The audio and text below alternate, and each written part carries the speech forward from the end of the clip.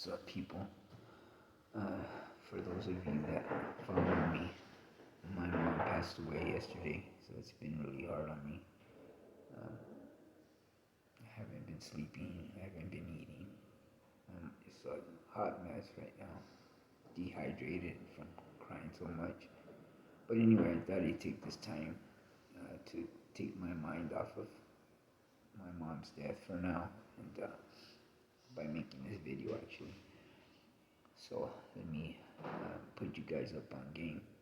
Back in the day, back in the 70s, uh, let's see, 77, 78, 79, 80, all up until, I would say, the middle 80s, we were cool with the insane CRIPS. We used to be allies. I'm gonna put it to you like this. There was a homie from Insane, from 21st Street, Insane Crip, that was named Big Ernest. He was a big, huge dude. He used to have to walk sideways through a doorway because that's how big he was. He was like 250 pounds of solid muscle, just huge, 6'4", I believe Big Ernest was. He dressed gangster too, like a cholo, trench coat. He used to wear a tandito, drove a 65 Chevy, slammed to the ground, all primered. Used to roll up in our alley. What's up, Chico's Malos? What that? Eastside Longo and St. Crip Black. And we would chop it up with him when they were at the liquor store on 10th and Alamitos. And Big Ernest used to always pick us up in the 65. Hey, where you homies going? Where you Chicos going? Oh, we're going over here to 10th and Cerritos. Get in, I'll give you guys a ride. So he would take us from there to where we were going. So we wouldn't have to walk, you know. And we were at the liquor store one day on 10th and Alamitos, and a car rolled up 4 deep. It was just me and Big Ernest. I had just crossed the street because our alley's right here. The Callejon alley is right here. I crossed the street, 10th Street, and I went to the liquor store that's across the street because they had another liquor store right here at the entrance of the alley. I didn't go to that one. It was just a little tiny liquor store. I went to the big liquor store, the Alamitos liquor store across the street. And I ran into Big Ernest. He was walking out of the liquor store. And I'm like, hey, what's up, Big Ernest? We're chopping it up. And a car rolled up 4 deep. They were Compton Bloods. And they hit up Big Ernest, where you from? Blood. And he's like, Eastside and St. Crip. And one of them got crazy. So as all 4 of them started getting out the car, I had my little deuce, my 22. And I lit those fools up. Pop, pop, pop. I just capped them. And they jumped in their car. I don't know if I hit any of them. 22 didn't do too much damage, but it was enough to scare them away. He jumped in their little bucket, and they took off. They got ghosts. So Big Ernest like, yeah, little Mondo, hey man, thanks a lot, little homie. And he hugged me. He's like, I had this shit. I would knock all them fools out, and he would have probably knocked all 4 of them out. But I said, nah, no need to. I got Betsy right here. And so that took care of that. And he went his way, I went my way. And one time I'm at Alamitos, Long Beach Boulevard and 21st, right in their hood, in the same neighborhood. And we're visiting some girls, India. I think her name was Jackie. And she had a sister named Suzette. And I used to mess around with Suzette and the homeboy little wino, Arturo. He was from Chico's Malos, my clique too. When we were just Chicos. We weren't Chico's Malos yet. We weren't bad boys. We were just the boys, Chicos. So later on we put Malos, which means bad boys. Anyhow, Arturo from the Chicos and me were at India, and Suzette's bad. And we're chilling up there, smoking out. He was drinking. I had a beer with him, but he wanted more beer, and so did the girls. So, as we're going out to the liquor store, before we even get out the door to her apartment, we hear whistling, downstairs. The whistle, the audio whistle. And she looked out the window, and it was 2 cartels of balls right there, like, what's up, girl? Boo, boo, boo, boo, spitting, game at her. And she's like, hey, what's up? So and so from Barrio Pobre, our enemies. So she goes, hey man, the wine will chill, don't go downstairs, and fools are in the alley. They want us to come down and chill with them. I'm like, nah, fuck that, this is our barrio. We're going to the store. She goes, pinche mando, that's muy loco, you're too crazy. But, homie, you serious? I'm like, yeah. I went in her kitchen, grabbed 2 steak knives, gave one a wino, I got one. I said, yeah, Arturo, we're gonna go back to back, little wino. We just start stabbing these fools if they try to rush us. He's like, all right, I'm down. We were both greased up, Pendleton down. We were looking sharp because we, went to visit the homegirls. So as we go down the stairs, I didn't know that then the next pad over, Big Ernest and them were all right there. I didn't know that. And I guess they knew that me and Wino were there. How? I don't know. That's their hood though, so they got, eyes and ears everywhere. So as we're coming down the stairs, she lived up on the stairs, the 2nd story. As we're coming down the stairs, when we get to the bottom, then fools try to rush us. They started like disrespecting, fuck, chongo, that's what they call us, disrespect. We're like, fuck, puchas. And all of a sudden, over the wall, here comes Big Ernest and like 12 of his homies, maybe more. I didn't count them, but it was a lot of them. They came flying over the wall and they rushed them fools. They start beating them down. Big Ernest, like I said, was big. They had a couple big dudes too from Boulder that were with them, but he just beat them down real quick. I mean, why not help them? We busted these fools up pretty much. I'm not gonna sit here and brag, excuse me, and brag, but yeah, we lit them up with these, and maybe they got cut. I don't remember, it's too far back. But yeah, we beat them down. They were all busted up, bleeding. They ran to their 2 little cars and jumped in, and they almost dragged. Actually, they did drag one of their homies because that's how fast they wanted to get up out of there. And they finally stopped, and they put them in the car all the way. And they drove off. And I'm like, all right, Big Ernest, gracias, homie. Good looking out, dog. He's like, nah, you know me. You know how we do it. Eastside Longo and St. Crib, baby. And I'm like, that's right, homie.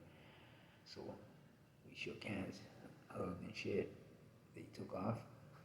We and Wino went to the store, and we did, our thing. We bought our beers and cigarettes or whatever else we wanted to buy. So we go back and chill. But see, that's the kind of, camaraderie that we had with Insane Crip. Big Ernest kept all that together, and so did we, the Chicos. Anyway, now Chicos models. But anyhow, years later, I'm in the LA County Jail. This is before my high-powered days, before I stabbed that fool Tracy Wesley from Trevo because he was disrespecting in the holding tank.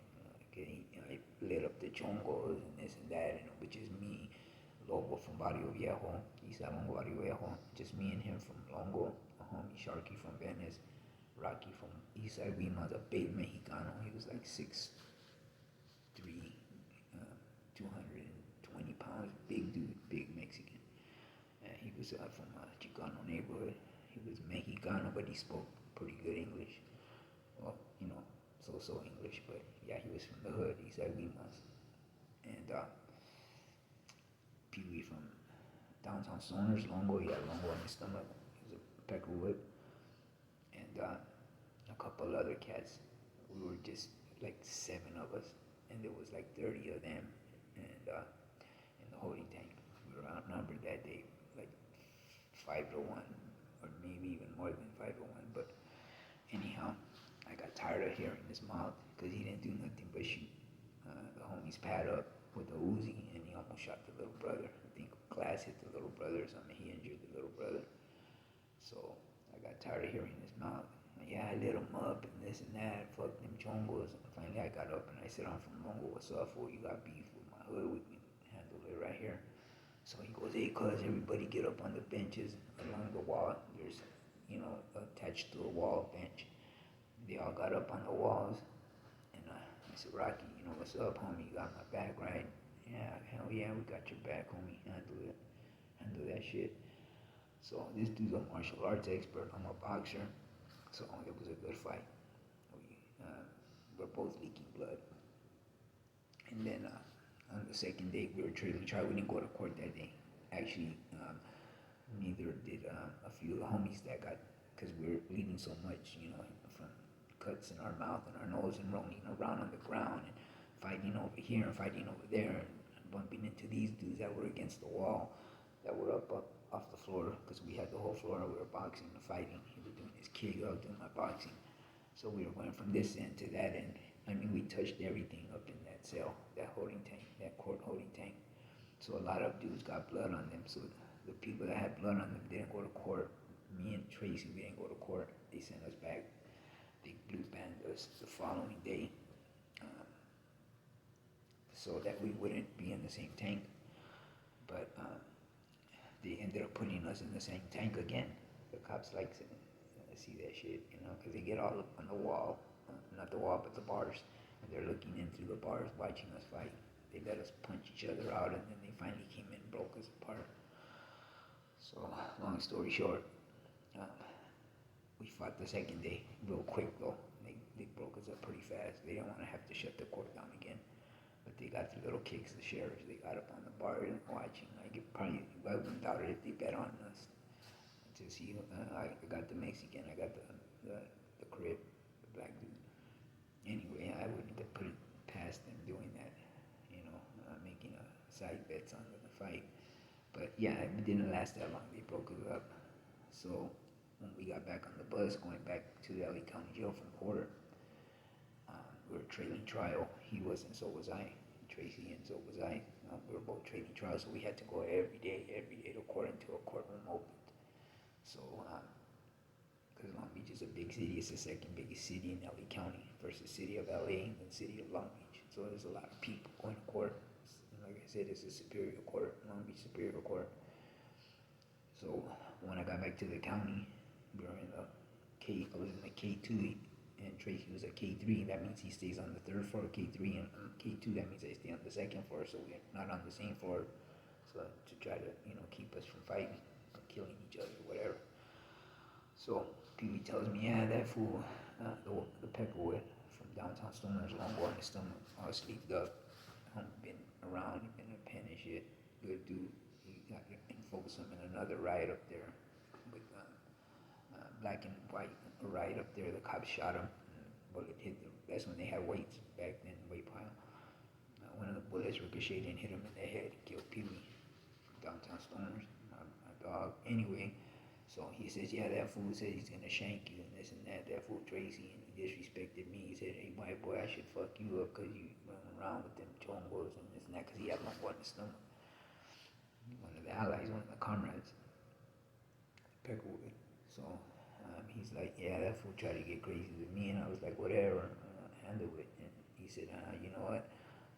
I don't want to fuck with you right now because I'm not trying to go to the hole. I'm getting a visit Saturday from my lady. He had a Chicana old lady, real pretty, Aina. She was Chicana. And so he says, I'm getting a visit. I'm not going to fuck with you, but I'll catch you on the rebound. And he threatened Pee-wee. He said, I'm going to shank your homeboy, Mondo, and kill that punk. So he told me this when we were in the court holding tank coming back from court. I said, is that right? I said, all right, watch this. Tomorrow I'm going to get that fool. So I told the trustees, push the broom up and down the tier. The homie, I said, I need a piece, homie. This fool threatened my life. I need a pedazo or shank. The trustees brought me one. When I go to court the next day, they had him in a K2 tank, holding tank, and me in a K3. So, or K2, whatever I was, I don't remember. He was K2, I was K3. Or I was K3, he was K2, whatever it is. Years, a long time ago, so I don't remember exactly who was 2 and who was 3. But anyway, they had us in a 2, him in a 2, and me in a 3. So we can't be in the same tank either. But they leave the gates open. So what I did is, I told one of the homies that you from East Longo that was going to another court, but he was in that tank. He was going, I think, to San Pedro Municipal, or one of those courts over there in the harbor area. That it was just for tickets, but they had him in the holding tank. He had warrants. He was trying to clean up his warrants. I'm not gonna say his name because I don't want to front him off, but I said, you want a part of this, homie? I'm gonna run up in that cell and I'm gonna shank Tracy, that fool that the homies, everybody hated that fool because he had been doing a lot of dirt on us, on the homies from Longo. So he said, nah, homie, I'm going just to court for a ticket. I'm not trying to get caught up. I said, all right, don't worry, I got this. And I ran up in there and I got him. So I hear 415 inmates only. They pulled me out of there like this with one arm here, one arm there. One sheriff had me this arm, and the other one had me on this arm, and they take me to a holding tank to search me, strip search me. And as they're taking me out, I hear 441, whatever, code 4 or whatever they say over the loudspeaker after they said 415 over the PA system that goes throughout the whole jail every floor. That way all the cops come running to wherever the fight is. Like they said, 415 inmates only, Long Beach Court holding tank. So all the cops ran there from all different parts of that big ass county jail that is heard on all the floors. I bet you the trustees that gave me the knife, they probably heard that call and said, because you can hear it in the cell blocks too. Fucking Mondo got off because they knew I was going to Long Beach court, so I was going to be in the Long Beach holding tank. So when they heard for 15 inmates only, the Long Beach holding tank, they probably said, damn, he handled that shit. But anyway, so they take me out like this, and then they say code 4, that means everything's okay. And the cops are all going back to their wherever floor they ran from. And then I hear 415 inmates only again. Fucking Peely, the Peckerwood, he ran in there and got him too. He stuck him too. So now they take him out and they put him in a tank next to mine. And it was just a bunch of drama. They ended up putting red bands on us, so that was it. No more mainline for me. I was high power module, single man cell with all the dudes from the mob and the Aryan Brotherhood and the Black Gorilla family and that type of setting. That's what high power modules for. Them cats, and for serial killers, and O.J. Simpson was down there. The Hillside Strangler, they were down there. Richard Ramirez was down there. The Night Stalker, all kinds of different serial killers. The photograph killer, the photographer killer, that was luring women up in the Hollywood Hills at the photographer and killing them up there. Werewolves. They were all up in there too. Them cats, dudes that had bank robberies. It was Jewish mafia dudes that had the Star of David tattooed on them. That had kidnapped a cop, LAPD, and drove to Vegas and used his credit card here in Vegas and ran up, his credit cards and drained all the money out of his debit card. And they had him in the trunk dead. It was LAPD. Them two cats were there. They were Jewish mafia. They had the Star of David tattooed on their back. I used to watch them when they passed by going to the shower, their boxers with their towel roll. Going to the shower, they always pass by and shake our hand, shake the homie's hand, because they're, allies too. They went with the Woods. So, anyway, those are the type of people I'm in high power with now. I was only like 21 at the time. I was a youngster. I just left prison. I was still boxing and everything. I had just turned pro and all that. So, I had slingums on mine. So anyway, I'm in the high power module now, so there's no more being out roaming the hallways anymore. At that time, I would sneak out every now and then. When I would come back to the LA County Jail, I would slide through, and they wouldn't catch it on the computer that I was a K-10, keep away, red pen. And I would go to the main line for a few days. And that's how I was getting with the TRDs when I was going to visiting and all that with Weddle from Weedmas, until they found out for whatever incident. They would look on the computer for whatever fight I got into, or stabbing, usually a stabbing that I would get caught for. Sometimes fighting, little mini riots and shit. But then when they would send me to the hole, they would see it, they would catch it. Oh, wait a minute, what the fuck was he doing on the main line? He's supposed to be in high power, he's a K-10, look. And they just turn the big ass computer around. Back then it was those big, huge computers. Look, see, he was a K-10, he should have never been on the main line.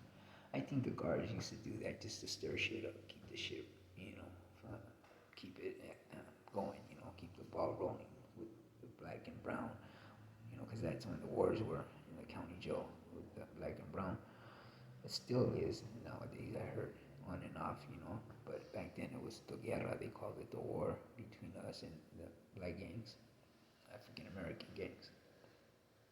Anyway, so they had the gang module for the Crips, the gang module for the Bloods, the gang module for the homies, and they had the red band module, high power, for all the big homies and all that. They would go down there. Anyhow, so they would catch it. But here I am now with another case for cutting whoever, TRG or whoever, was, had a green light on. So one time we're in the holding tank, and I was high power, and the inmates from the gang module, they wore the same outfit. They call it clown suit, white sleeves, blue with LA County Jail, and the pants are blue, but the sleeves were white, and the pocket was white. But everything else was regular blues, like the regular mainline. Just they called it clown suit because of the white sleeves. That's how they determined that we were gang module or high power, because high power was the same white sleeves right here, blue, and the rest of the general population were just all blue. Anyway, they were trying to do that dress code to determine who went where. But my homeboy Boxer and Little Joe, rest in peace, from Chico's Models, Little Joe Boxer, he's from Eastside Longo, I think Malitos or Playboys, one of those. He was there, and they're like, "Hey fool, come in here and kick it with us. They'll think you're gang module, because you have a white clown suit like us. Just tell them you're a gang module, because they have a red wristband too, but it just says K whatever 7 on theirs. Mine said K10, which meant high power, high power. They meant there's K7, red band meant gang module, but same uniform, clown suit. So I tried it. I told the guard, I said, yeah, you know what, I'm a gang module. So he took me off my chain, because they're in handcuffs too, the gang module, and he put me in there with them. And I had a cigarette. I came down from state from my daughter's custody hearing,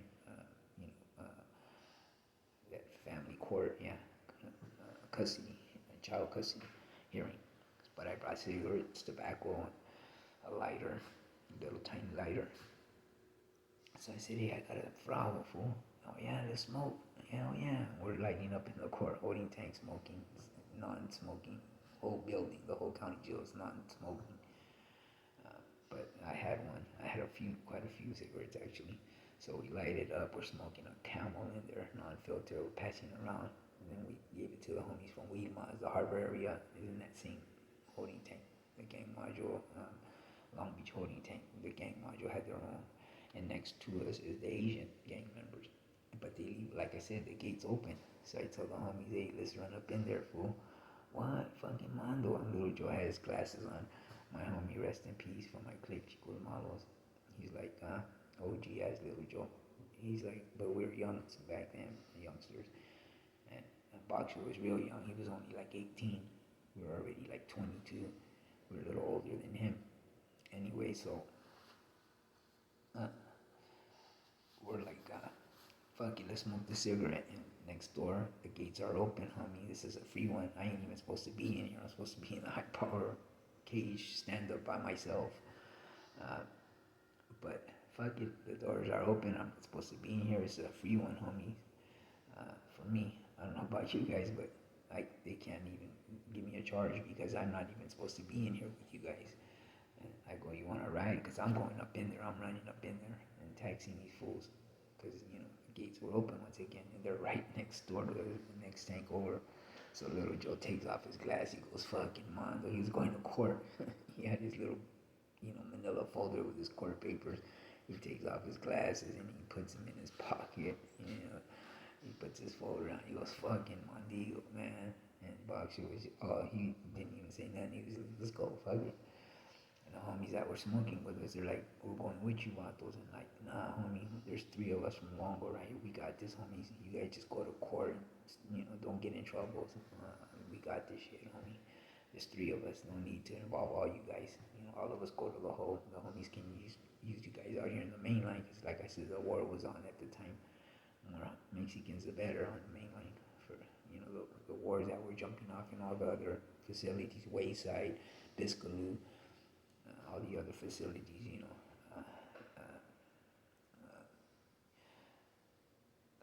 Wayside East, Wayside Minimum.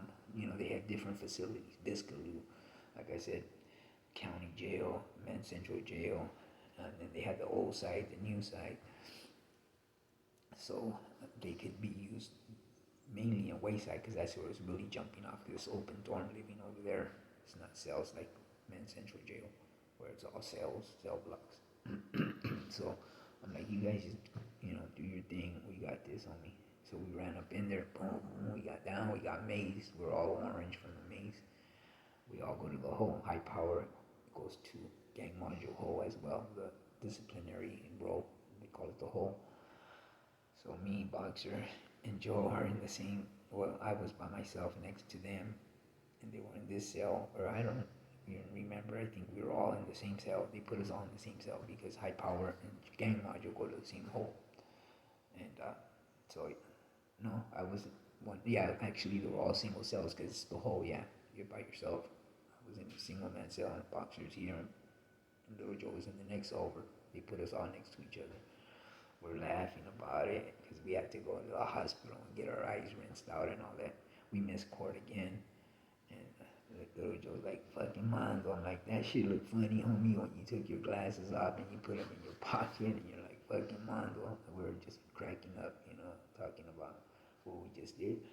The cops even knew. They're like, you guys are from Longo, huh? Because them fools were Asians where you ran up in that tank. They knew because the guards know that war is going on between us. But like I said, at the time, we were really close with the Insanes, with the Sons of Samoa. We didn't have really beef. I mean, we weren't like running like homies, but we were like, hey, what's up? We chill, maybe drink a beer or two. But like a couple of Samoans got jumped out and jumped into Longo, which was Casper from SOS, and he was now Loco from Eastside Longo, and Roscoe, his brother. Used to be Roscoe from SOS. He got jumped out and got jumped into Eastside Longo, Chico's models too. So, we had that kind of understanding with them. We would rob stores. We didn't, like, go gangbanging together, but we would do jack moves together, like, fuck it, let's rob this bar. I got a gun, you guys got a gun, fuck it, let's throw them down on them and put them all on the ground. And jack, we were doing that kind of shit together, Once in a while, but, like, the two Samoans that were already running with us, yeah, of course they were gangbanging with us. And they were ex-SOS, so yeah, you can say that they're both two Lepa brothers, that we were, doing our thing with them as well. But there was no war with them either, and there was no war with Insane. We all three of our hoods got along, and we were all making money. It was all good. While I'm in the county jail, I got one of those times where I skated, and I went to mainline because they didn't catch it on the computer when you first come in intake. What they call it, IRC, Inmate Reception Center. It's 9500, the roof. That's where all the computers are up there in a big ass office. And there's a sheriff sitting behind the computer when you come into IRC, Inmate Reception Center, and he runs your name. Sometimes if it's a rookie, he won't catch it. And that was one of the times it was a rookie and I went to mainline. They didn't know I was at K10, high power module.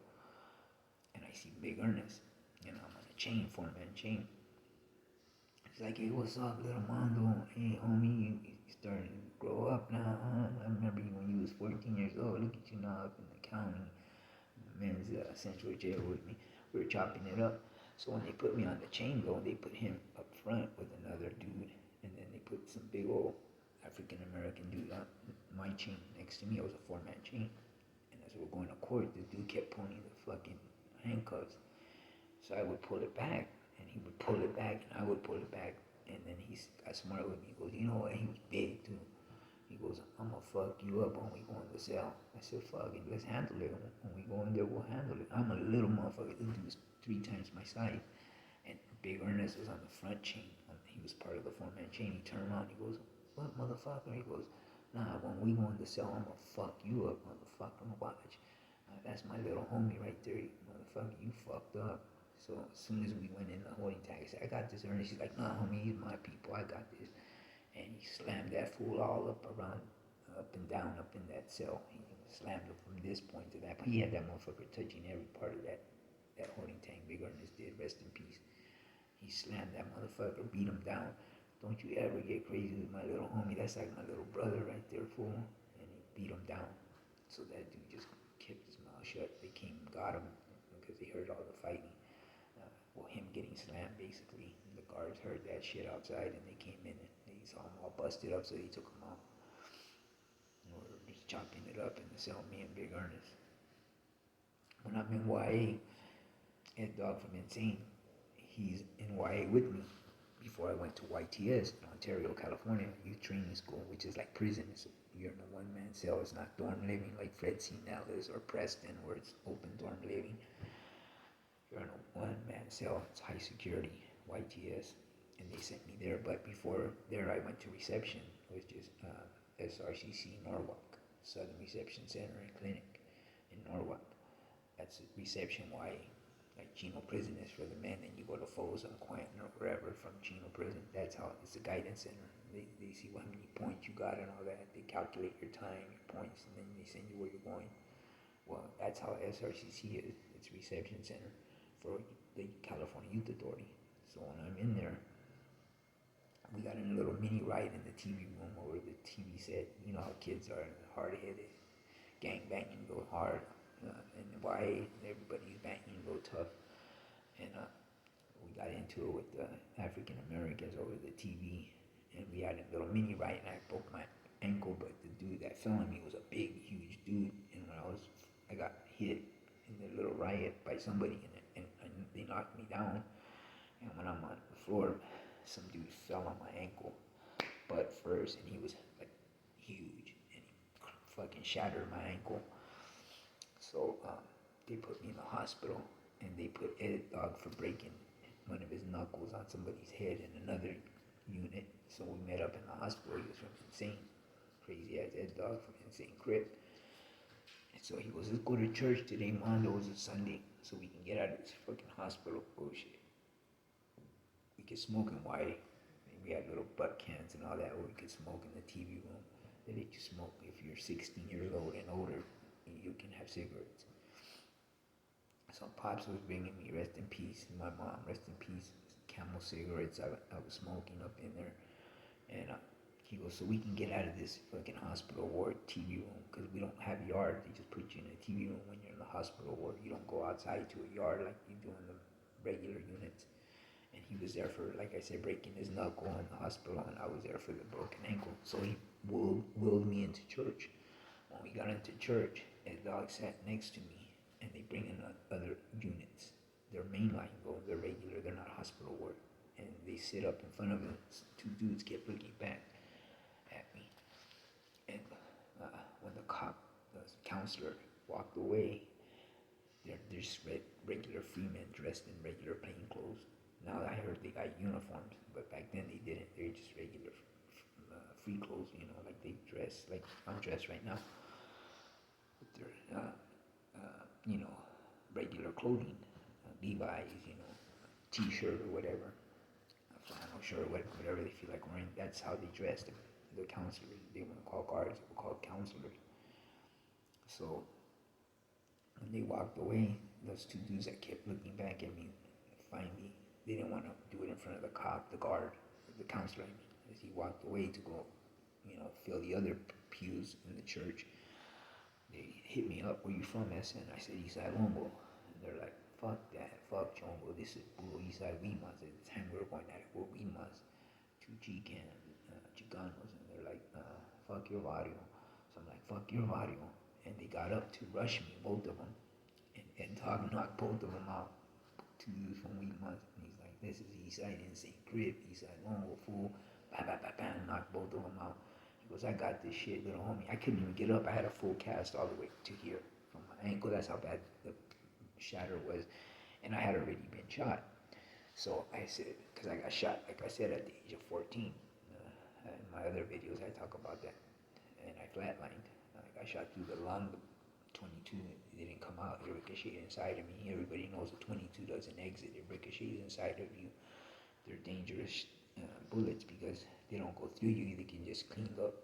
You know, if it's a 38, they clean the bullet wound. And if they exit wound, then you're good to go. They patch you up. But 22 leaves you looking like the doctor told me, like my insides look like Swiss cheese. It ricocheted all over, punctured the lung, lodged in my spine. I still have the bullet to this day. That's why you see me going like this a lot, because my back is stiff. I have a bullet lodged in my thoracic spine. T9 vertebrae since I was 14 years old. It's been there, lodged there. Anyway, and I have trouble breathing because I only have a half a lung. This lung got blown out from the bullet because they tried to grab it. They shot me right to my lung when I tried to grab the gun out of the dude's hand that was doing the drive-by on us. So I didn't want no more metal in my body. The doctors wanted to put pins, screws in my ankles, and I said, nah. He said, well, one day you'll just step off the curb and it'll re-break if you don't put these pins. I said, I don't care. I don't want the pins. So they put a full cast all the way up to here for like 6 months. That's how bad the break was down there in my ankle. Because that dude, like I said, fell on me and shattered it in that mini riot in the TV room. So, and knew I couldn't get up because I had a full cast on, so he handled it for me. He knocked both of those fools out. And like I said, he told him, he said, I didn't say crib. He said, Longo fool, fuck your hood. And he ended up getting handcuffed. They took him back to the hospital ward. Somebody else wheeled me back. And I was like, right on, because they just locked you in your cell in the hospital ward because you're already in a one-man cell, a hospital room with just one bed in it. And that's it, no TV, no nothing. And he was my neighbor, that dog, and I was here and we were laughing about it. Yeah, them fools thought that they were just gonna rush little Mondo. And he's like, fuck that. I dropped them fools, knocked both of them out. And I'm like, that's right, that dog. Anyway, so that's the kind of relationship we had with the insane. Where they saved my life, big earnest, rest in peace, from my own people, from Barrio Pobre. Like I said, they tried to rush us at India and Suzette's pad. And they got him off me then. And then in YA, that dog from Insane got them fools from Weedmonds off me, knocked them out. See, this is the kind like I had at, Big Ernest back at the liquor store where I kept them fools. We had their back too. See, this is the kind of relationship that us, Sons of Samoa, TRG really wasn't jumping yet. They came later on, a couple years later. But back in the early late 70s, early 80s. It was just Sons of Samoa on 10th in California, which is now Martin Luther King, and 10th Street, 10th in California back then. Back in the day, it was called California. They changed it to MLK, Martin Luther King Boulevard. But anyway, those apartments right in the corner, that's where Sons of Samoa started. So they always had a hood right there. And ours was right here, the next block over, the Callejon, and then Insanes were down on 21st Street. But we all mingled right there in that area. Because we were all homies, basically. You know, not homies, but we didn't have beef. There was no war between us. We were really cool with the Insanes. We used to do a lot of business with them. They would, buy from us. We would buy from them. We would give them guns. They would give us guns. We were more close to the Insane Crips than we were to the Sons of Samoa. My OG homies that are from back in my time, from Villanueva, Chico's Malos, my clique. Back in the day, there was just those two cliques. There was no Barrio Viejo yet, no Dudes, no Playboys. They came a little bit later. But back when I was just Villanueva and Chico's Malos, those homies would tell you that we were that close with the Insane. We were more, like I said, closer to them than we were with Sons of Samoa, except for those two Samoans that were brothers that got jumped out and got jumped into Longo. They were even banging later on against their own homies, from ex-homies from SOS, because they're not from Eastside Longo. That's how much love they had for their barrio. They were now some Samoan, ex-Sons of Samoa, but now claiming a Chicano neighborhood called Eastside Longo, my barrio. That's basically about it, man. That's how, like I said, how close we were with these cats. And we would, even go cruising sometimes. Like I said, Big Ernest would pick us up. Hey, homies, get in. He was just him by himself with his trench coat off, Pendleton down with his little Dandito, his hat, his brim, the gangster brim, the little feather in it, with his Pendleton, his khakis all creased up. Hey, get in, homies, let's go cruising. We cruised down Wilson High School, Washington Junior High, because we're all youngsters, He was a couple years older than us, but he still had a heart of a he was an 18-year-old, but had a heart of a 16-year-old. He loved kicking it with the with us chicos, bad boys, and we're all 16, 17. So big earnest would pick us up. We go cruising to high schools. Us, the younger homies, we would go rap to the girls at the junior high because, like I said, we were 17, 16. We were the same age as them people, them girls. So we would go and holler at them girls. And yeah, we would party and get smoked out, us and them, the girls, and we, you know, just have a good time, all of us together. We were all, like I said, making money, and that's basically about it. Like I said, mom's passed away. If any of you can find it in your hearts to donate to her GoFundMe, just go to GoFundMe and then search where it says memorials, click on there, and then where the little eyeglass is, the magnifying glass, just search, the search, put Haydee, Haydee, Wonder, Wonder, and her GoFundMe will come up. And if you want to donate $1 or $2, it will be highly appreciated because I don't know how much it's going to cost to bury her or cremate her yet. She's barely went today from the hospice to the mortuary. She's there now, and it's a little bit too late to call now, but she got there a little bit later, and so I was kind of like, I had been sleeping, so I was catnapping. I've been by mom's side the last 2 weeks, basically, and I haven't been sleeping, just catnapping. And I had catnapped, and I woke up, it was already 4:35, and I tried to call the mortuary, and it was already closed. But yeah, the hospice told me she's there at the mortuary now, and tomorrow I'll call and find out how much it's going to cost to bury her. I don't want to cremate her, but we'll see what happens, people.